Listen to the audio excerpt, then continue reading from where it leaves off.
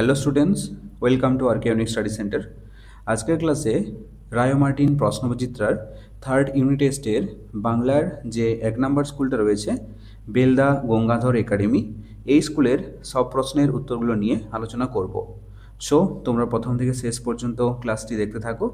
Class শুরু করার আগে সকলকে জানাই শুভ স্বাধীনতা দিবসের আন্তরিক প্রীতি ও শুভেচ্ছা। তাহলে চলো শুরু করি আজকের ক্লাস। প্রথমে দেখো কি বলেছে, সঠিক উত্তরটি বেছে নিয়ে লেখো। একটা দেখো, সূর্যকুমার সেন ছিলেন উমাতারা হাই স্কুলের শিক্ষক, বারুইপুর হাই স্কুলের শিক্ষক, মেদিনীপুর হাই স্কুলের শিক্ষক নাকি হলদিয়া হাই স্কুলের শিক্ষক? তাহলে এর সঠিক উত্তর হবে অপশন ক, উমাতারা হাই স্কুলের শিক্ষক। দুইটা দেখো, রবীন্দ্রনাথের পিতা যখন বাড়ি থাকতেন তার জায়গা ছিল, এটা হবে অপশন খ, তেতলার ঘরে। নেক্সট দেখো, তাল নবমী গল্পে নেপাল ও গোপালের বয়সের ব্যবধান কত ছিল? এটা হবে মাত্র 2 বছর।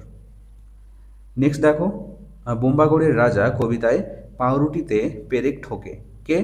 এটা হবে অপশন খ, রানীর দাদা।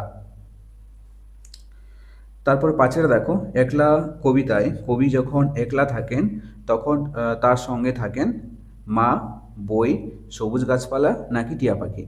এর সঠিক উত্তর হবে অপশন গ, সবুজ গাছপালা। মুক্তির মন্দির সোপানো তলে গানটি লিখেছেন, এটা হবে মোহিনী চৌধুরী। অপশন খ হবে সঠিক উত্তর। তারপর সাতটা দেখো, পরিষ্কার শব্দের সন্ধি বিচ্ছেদ হবে কি হবে? অপশন খ, পরি বিসর্গ যুক্ত কার। আটেরটা দেখো, যে বিশেষ্য পদের দ্বারা কোনো গোষ্ঠী বা দলকে বোঝায় তাকে বলে সমষ্টিবাচক বিশেষ্য, আমরা জানি তাই না? তাহলে অপশন খ হবে সঠিক উত্তর। এরপর নয়টা দেখো, সরস শব্দের বিপরীত শব্দ হলো, এটা হবে নিরস। অপশন খ।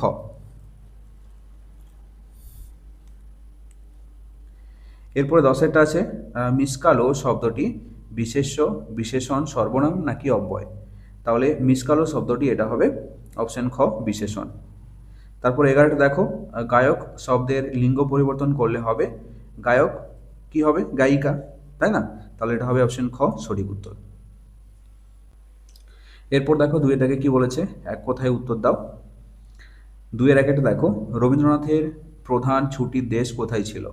এটা হবে বাইরের খোলা ছাদে। 2-এরটি কি বলেছে, তার নবমীর ব্রত কবে ব্রত হবে কোন বারে? এটা হবে মঙ্গলবারে। তারপর নেক্সট প্রশ্ন বলেছে, নামপত্র বা আখ্যাপত্র কাকে বলে? তাহলে দেখো এর উত্তরটা। নামপত্র বা আখ্যাপত্র হলো কোনো বই, পুস্তক, প্রবন্ধ, পাণ্ডুলিপি ইত্যাদির প্রথম দিকে সেই পৃষ্ঠা যেখানে সাধারণত বইয়ের নাম, লেখকের নাম, প্রকাশক বা প্রকাশনার তথ্য ইত্যাদি লেখা থাকে। ওকে, তাকেই কি বলবো? নামপত্র বা আখ্যাপত্র। বোঝা গেল? এরপর নেক্সট প্রশ্ন দেখো, 4-এরটা কি বলেছে, একলা কবিতাটি শঙ্খ ঘোষের কোন বই থেকে নেওয়া হয়েছে? এটা হবে আমায় তুমি লক্ষ্মী বলো। তারপর 5-এরটা বলেছে দেখো, রাজার পিসি কি নিয়ে ক্রিকেট খেলে? এটা হবে কুমড়ো নিয়ে। নেক্সট প্রশ্ন, শরৎ তোমার গানটির রচয়িতা হলেন কে? এটা হবে রবীন্দ্রনাথ ঠাকুর। 7-এরটা কি বলেছে, রবীন্দ্রনাথ নিজেকে কোন চরিত্রের সঙ্গে তুলনা করেছেন? এটা হবে ডেভিড লিভিংস্টন। এরপর দেখো 3-এর দাগেরটা, যে কোনো দুটি প্রশ্নের উত্তর দাও। 1-এর প্রশ্নটা কি বলেছে, কে কিভাবে জটি পিসিমাকে তাল জোগাড় করে এনে দিয়েছিল? তাহলে এই প্রশ্নের উত্তরটা তোমরা পেয়ে যাবে রায় মার্টিন বাংলা সহায়িকার 144 নম্বর পাতাতে। উত্তরটা তোমরা এখান থেকে লিখবে, গোপাল খুব ভোরবেলা ঘুম থেকে উঠে টিপ টিপ বৃষ্টির মধ্যে তাল দিঘির ধারে তাল কুড়োতে যায়। তাল দিঘির মাঠে ছিল 1 হাঁটু জল আর কাদা। সেই সব পেরিয়ে গোপাল তার সাধ্যমতো 2টো তাল সংগ্রহ করে জটি পিসিমাকে এনে দিয়েছিল। ওকে, এরপর দেখো নেক্সট প্রশ্ন, আগুন লাগিয়েছে টেলিফোন আর টেলিগ্রাফের অফিসেও, কারা এমন করেছিল, কেন করেছিল? তাহলে দেখো এর উত্তরটা তোমরা পেয়ে যাবে 116 নম্বর পাতাতে রায় মার্টিন বাংলা সহায়িকার। এখান থেকে লিখবে উত্তরটা, চট্টগ্রাম শহরের অল্প বয়সী কিছু ছেলে প্রশ্নে দেওয়া কাণ্ডটি করেছিল, মানে আগুন লাগিয়েছে টেলিফোন আর টেলিগ্রাফের অফিসে। তাদের এমন কাণ্ড করার পিছনে মূল কারণ ছিল চট্টগ্রামকে ইংরেজ শাসন থেকে মুক্ত করা। ওকে, এরপর দেখো তিনের প্রশ্নটা কি বলেছে, ছেলেবেলা পাঠ্যাংশে রবীন্দ্রনাথের পিতার সম্পর্কে কি জানতে পারো? এর উত্তরটা পেয়ে যাবে 49 নম্বর পাতাতে। এখান থেকে লিখবে, ছেলেবেলা পাঠ্যাংশ থেকে রবীন্দ্রনাথের পিতা দেবেন্দ্রনাথ ঠাকুর সম্পর্কে জানা যায় যে তিনি ছিলেন ধার্মিক মানুষ। ভোরবেলা সূর্য ওঠার আগে তিনি হাত দুটি কোলে জড়ো করে শুভ্র পাথরের মূর্তির মতো ছাদে বসে থাকতেন। মাঝে মধ্যেই তিনি অনেক দিনের জন্য পাহাড় পর্বতে বেড়াতে চলে যেতেন। তিনি যখন বাড়িতে থাকতেন তখন তেতলার একটি নির্দিষ্ট ঘরে তিনি থাকতেন। ওকে, এরপর দেখো চারের দাগে যে কোনো দুটি প্রশ্নের উত্তর দাও। একের প্রশ্ন দেখো, কবি যখন একলা থাকেন তখন তার সঙ্গে কারা থাকে? এর উত্তরটা পেয়ে যাবে 151 নাম্বার পাতাতে। দেখো এখান থেকে লিখবে উত্তরটা, কবি যখন একলা থাকেন তখন কবির সঙ্গে থাকে সবুজ গাছপালা আর থাকে তার ভিতর দিয়ে চলে যাওয়ার পথ। এছাড়াও কাঠবেড়ালি, গাছের ঝোড়া পাতা, এমনকি শাল বা তাল সুপারির বনও কবির সঙ্গে থাকে। এরপর দেখো দুইয়ের প্রশ্নটা, বোম্বাগড়ে কে কার কোলে বসে কলসি বাজায়, রাজার খুড়ো কি করেন? এই দুটো প্রশ্নের উত্তর তোমরা পেয়ে যাবে 164 নম্বর পাতাতে। দেখো প্রথম প্রশ্নের উত্তরটা লিখবে, মন্ত্রী রাজার কোলে বসে কলসি বাজায়, আর দ্বিতীয় প্রশ্নের উত্তরটা লিখবে, রাজার খুড়ো হুকোর মালা পরে নাচ করেন। এরপর দেখো তিনের প্রশ্নটা, কবি কোন বিষয়কে মস্ত আশীর্বাদ বলেছেন? এটা পাবে 152 নম্বর পাতাতে। এখান থেকে লিখবে, একলা কবিতায় শঙ্খ ঘোষ তার মাথার উপর গাছের পাতার ঝরে পড়াকে মস্ত আশীর্বাদ বলেছেন। এখান থেকে এতটা পর্যন্ত লিখবে। এরপর দেখো পাঁচে বলেছে যে কোনো একটি প্রশ্নের উত্তর দাও। একটা দেখো, বর্ষা রাতে গোপালের দেখা স্বপ্ন কিভাবে মিথ্যা হয়ে গেল তা গল্প অনুসরণে লেখো। এর উত্তরটা পাবে তোমরা 144 নম্বর পাতাতে। দেখো উত্তরটা তোমরা এখান থেকে এতটা পর্যন্ত লিখবে। বর্ষা রাতে গোপাল তার ঘুমের মধ্যে স্বপ্ন দেখে যে সে জটি পিসিমার বাড়িতে তালনবমীর নিমন্ত্রণে গেছে, কিন্তু বাস্তবে তা হয় না। সে তালনবমীর দিন সকাল থেকে দরজার সামনে কাঠের গুঁড়ির উপর ঠায় বসে থাকে। তার সামনে দিয়ে গ্রামের সব লোকেরা একে একে নিমন্ত্রণ খেতে যায়, কিন্তু জটি পিসিমার বাড়ি থেকে তাকে নিমন্ত্রণ করা হয়নি।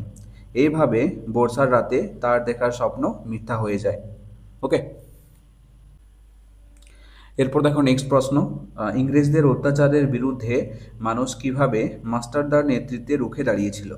তাহলে দেখো এর উত্তরটা এখান থেকে লিখবে, ইংরেজদের অত্যাচারের বিরুদ্ধে চট্টগ্রাম শহরের কিছু অল্পবয়সী ছেলে ইংরেজ পুলিশের সঙ্গে লড়ে তাদের গোলাবারুদের ভাণ্ডারকে দখল করে নেয়, আগুন লাগিয়ে দেয় অস্ত্রাগারে এবং টেলিগ্রাফের অফিসেও। দুই জায়গায় তারা রেলের লাইন ভেঙে ফেলে, মালগাড়ি উল্টে ট্রেন চলাচল বন্ধ করে দেয়। ইংরেজ পুলিশ ঘাঁটিতে ব্রিটিশ পতাকা পুড়িয়ে দিয়ে সেখানে তারা স্বাধীন ভারতের পতাকা উড়িয়ে দেয়। এভাবেই তারা ইংরেজদের অত্যাচারের বিরুদ্ধে রুখে দাঁড়িয়েছিল। বোঝা গেল? এরপর দেখো 6 দাগেরটা কি বলেছে, যে কোনো একটি প্রশ্নের উত্তর দাও। একের প্রশ্নটা দেখো, একলা কবিতায় চুপ থাকাটাও কিভাবে কবির মনে বাজনা বাজায়? এর উত্তরটা পাবে তোমরা 152 নম্বর পাতাতে। দেখো রায়মার্টিন বাংলা সহায়িকায়। একাকিত্ব কবিকে দুঃখ দিলেও তিনি প্রকৃতির সঙ্গলাভ করেন। প্রকৃতির সবুজ গাছপালা, গাছের ছায়া ঢাকা পথ, কাঠবেড়ালি কবিকে সঙ্গ দেয়। ঝরে পড়া গাছের পাতা কবির কাছে আশীর্বাদ স্বরূপ হয়ে ওঠে। তখন কবি চুপ থেকেও অন্তরের নীরবতায় মুখরিত হয়ে ওঠেন। ঘর ও বাইরে যেন এক হয়ে কবির মনে এক মিষ্টি বাজনা বাজাতে থাকে। এখান থেকে এতটা পর্যন্ত লিখবে। এরপর দেখো নেক্সট প্রশ্ন 2 দাগেরটা, বোম্বাগড়ের রাজা কবিতায় কি কি আজব জিনিসের কথা ছিল? তাহলে দেখো এর উত্তরটা তোমরা পাবে 164 নম্বর পাতাতে।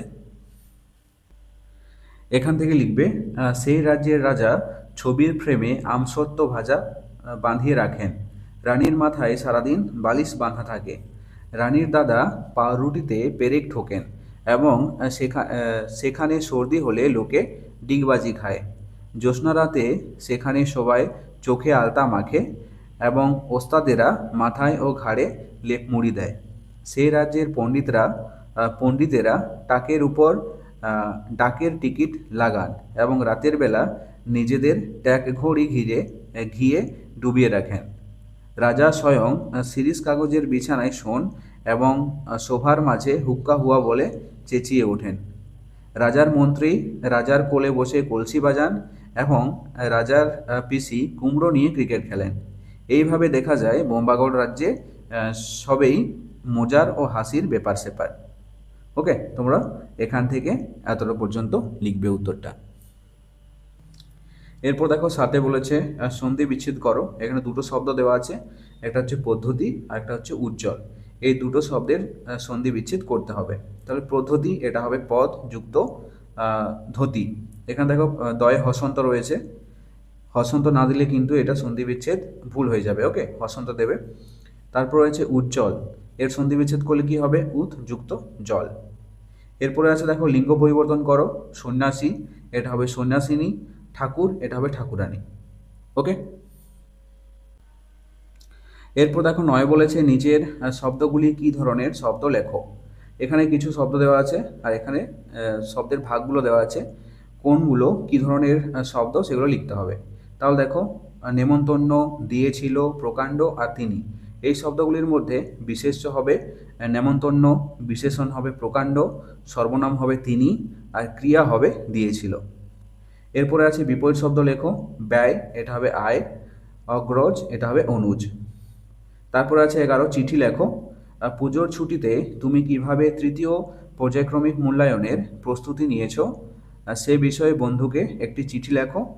আর 12তে বলেছে দেখো প্রবন্ধ রচনা, দুটো দিয়েছে, শীতের সকাল আর বাংলার উৎসব। তাহলে দেখো আমি এই চিঠিটা আর প্রবন্ধ রচনা অর্থাৎ শীতের সকাল আর বাংলার উৎসব তোমাদেরকে ভালো করে লিখে দিয়েছি, তোমরা দেখে নাও।